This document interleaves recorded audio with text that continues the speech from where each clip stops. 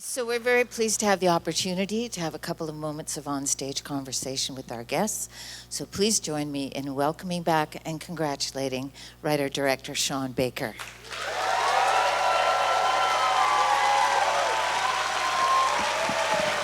Thank you. Thanks, Jane. Okay, I'm gonna. Yeah. Thank you, everybody. Thank you so much. I want to introduce my incredible cast, starting with Vache Tavmasian, who played Garnick in the film.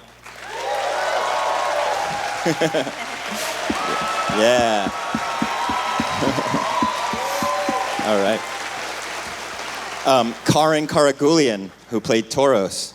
I'll stand.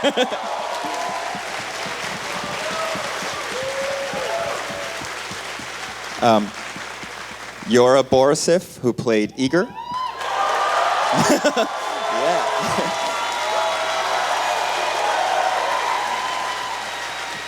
Okay. And the wonderful Mikey Madison.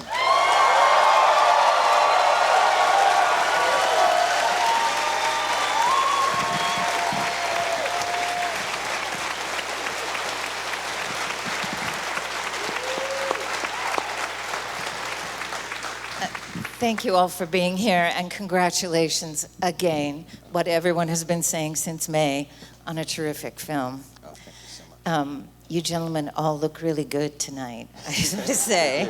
They do. Thank you so much. Yeah. I wanted to ask right off the start, did you always have Mikey in mind for the role? Pretty much so, because we had just started development on it. We had come up with the idea, and Mikey really caught my attention in Once Upon a Time in Hollywood. I mean, so much so that, yeah. I went back to see it 3 times. The third time was specifically just to rewatch her scene at the end of the film, and we just had her in mind in terms of an actor that we wanted to work with. And then we were getting closer and closer to the film, to making Anora, and we happened to go see Scream. And spoiler alert, she plays a Ghostface killer. so sorry. But we were in the theater, and she showed me there in that performance, combined with the one from Once Upon a Time, that she could do what I needed for her to do in Anora. And I turned to my wife and producer, Samantha Kwan, and I said, we have to call her reps the minute we leave the theater. And we did, and we just we found out that her agent also is the agent of Brooklyn Prince from the Florida Project. So it was a serendipity, and so we had a relationship already, and we had coffee with Mikey, and I pitched this to Mikey, just the basic idea, and we really connected, and she showed enthusiasm, and I offered her the role, saying, okay, now I'm going to go and write the screenplay with you in mind. So it was written with for her. Yes, for her, and so I was able to have her face in mind as I was fleshing out Annie in the script. Yeah. That's incredible. And she far exceeded all expectations. I had very high expectations, but she Yes. far exceeded them. Yeah.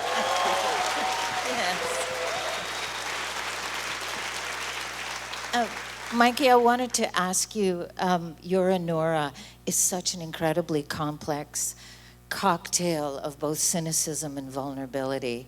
Can you speak a little bit about how you approach the role? I mean, it's nonstop from the top. Well, thank you. I think that all people have different sides to them, sensitivity and hardness and all of those things. So I wanted her to be very layered, like all real people are. But I did lots of research into sex work. I read memoirs, watched documentaries.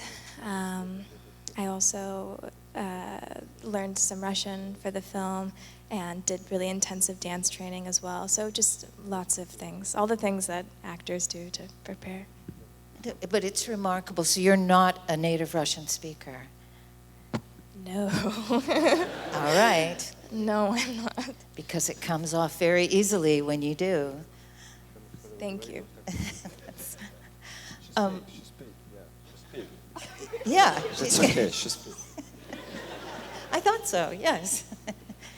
I wanted to ask you again, Sean, there's so much incredibly compulsive comedy all throughout the film. And many people have compared some of those scenes to the early films of Ernst Lubitsch. Were some of those directors influences for you? Yeah, I would say so. I mean, I don't know if any, I have to say I don't think I had them directly in mind. I think maybe a little later, people who were actually influenced by them, like John Landis and perhaps even Robert Zemeckis, who before Back to the Future made a wonderful film called Used Cars, which I think is one of the best comedies of all time. And but yeah, I think just in general the American tradition of madcap comedy throughout the century of cinema probably I was looking at. Yeah.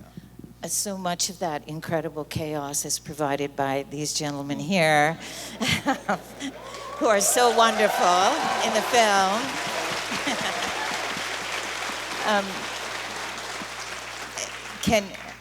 I can't hardly look at you without still laughing about.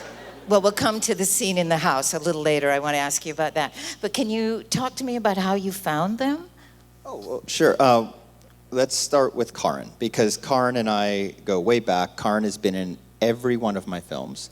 Yep. And 15 years ago, we talked about making a film about the Russian American community in Brighton Beach and Coney Island, and it just took us this long to get there. But yeah, so Karin's been with me for 30 years. Yura came to the table because I saw an amazing film that you should all seek out called Compartment Number 6 by Juho Kusmanen, a brilliant filmmaker, and we happened to be at Cannes at the same time. It was 21. I had Red Rocket there, and so he won me over, and I was like, so these three, I had already cast them before writing the screenplay, so I had their faces in my head while writing the screenplay, which was really nice, and it helped me. So, and then we were looking for Garnick, and it was actually, I think, your suggestion, right, Karin? Why don't you talk about that? Thanks to you, I'm here. Yes. I've been following Vacha on Instagram for many years, and yeah, I used to do comedy back to Armenia for 15 years, so I was lucky he was following me. He's being humble. He's a huge comedian, and yes, no, it's true. Very, in terms of popularity, yes. Thank you. Thanks for that. so like 5 years ago, I texted him via Instagram. I said, I'm a big fan. How can I watch your work online? He never answered me. So 5 years fast forward, why don't you take over? Yeah, when Sean called me, he's like, hey man, I've seen your comedy, that's hilarious. I'm like, how you've seen me? Like, why? And then he explained me that Karen Karagulian suggested you, and I'm start browsing him, and I see he texted me like 5 years ago, and I was like, hey man, I've just seen your text message, sorry. After 5 years. And he calling me back, and then he's explaining, this is Sean Baker, this is serious, this is not your TV shows you used to. Don't overact, don't do this, don't do that. And that was amazing. I did self-tape, and Sean called me like, well, come on aboard. And that's really blessing for me. I'm happy to be here. Once again for Sean Baker. No, for these guys. He's the one. He's the one. And he's the second. But I would like to mention also Mark Edelstein, who isn't here tonight, who played Ivan, an incredible actor with such range and so full of heart and so freaking funny, making us laugh in between takes. He came to the table because of Yura. Yura suggested him. Do you want to? Well, basically, you had worked with him, right? And you suggested him, and we reached out, and he did the most amazing self-tape ever. We gave him a scene to record. He sent it back to us, and he was doing it nude, back to the camera, looking out a window somewhere in Moscow, and we're like, this guy knows my sensibility. He's hired. and I couldn't see anybody else in the role. I couldn't. We were worried about getting visas in time to shoot and everything like that, and I was just like, we have to get Yura and Mark, because I can't see anybody but those two in these roles. Because I've seen him nude against a window. Yeah, that's right. You know, Mikey, there is a tremendous chemistry and also comfort between you and Mark. And I just wondered, did you rehearse a lot? No, I think it depended on the scene. We would rehearse if we felt like it was necessary, but we just spent lots of time together and sort of created some friendship that we had. And I think we had just great chemistry in general, so it really shows with the characters. Absolutely. So now I want to ask you about this scene that I love so much, from the moment that these gentlemen enter the house, and the 30 minutes that I think ensues after that. Is it that long? Not, it flies by. 28 minutes, actually. So, okay, I'm not so bad. But it is nonstop turmoil, chaos, laughs, and everything in between, some terror on her part. Can you talk a little bit about how long did that take to shoot? How did you cut that? Well, thank you. It was a feat, and I have to say it was all because of my wonderful crew. You know, having everybody on board trying to make this happen. We did not want to break real time. We wanted to keep real time for 28 minutes, and well, for however long it took. It ended up being 28 minutes. And so, you know, we were very, it had to be calculated, it had to be very much coordinated, choreographed, and it wasn't storyboarded, because I don't storyboard, but we do, my cinematographer, Drew Daniels, an amazing cinematographer that I've now worked with twice. We shot listed this, and it took about, I think it was 7 days or 8 days. I'm not sure exactly. Half of year. 8 days. It feels like half of year. Well, they were doing their own stunts.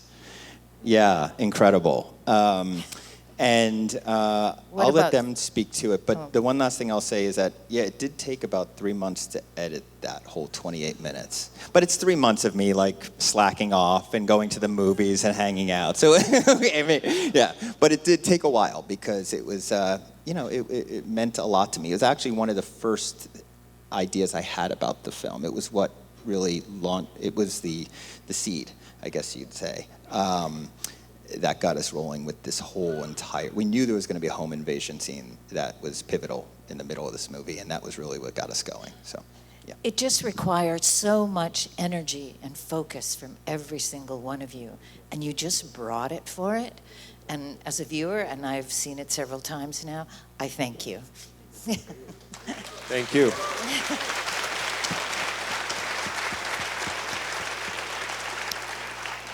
And I guess the last thing I would like to ask about it is, in the midst of a lot of the delightful and comic moments and caperish moments, there are a lot of serious themes at the core of this film. Characters to whom everything in life is transactional, things about money, things about labor, respect, dignity that she deserves. I wondered if you can talk a little bit about all of the things that you wanted to say with this film, and the things you hope people take away. I like that you mentioned a lot of those themes, because that's how I approached it. It was less about what I want the audience to take away, because it's really up to you guys. It's about how you interpret and how even you might apply your own politics to the film. But for me, it's about the exploration of certain themes, power dynamics, again, like respect of sex work. You know, these are just topics that I wanted to put into the audience's head, and to see how they would react. I do want to say that Andrea Werhoen is here in the audience tonight. She was our chief consultant on the film, and she's Toronto-based, right?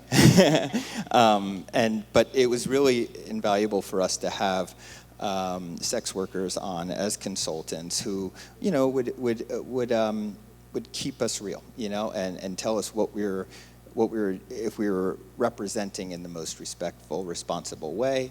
That is, to me, the most important part, that I did it right in their eyes. Right. Yeah. Well, I think we all feel that they did it right.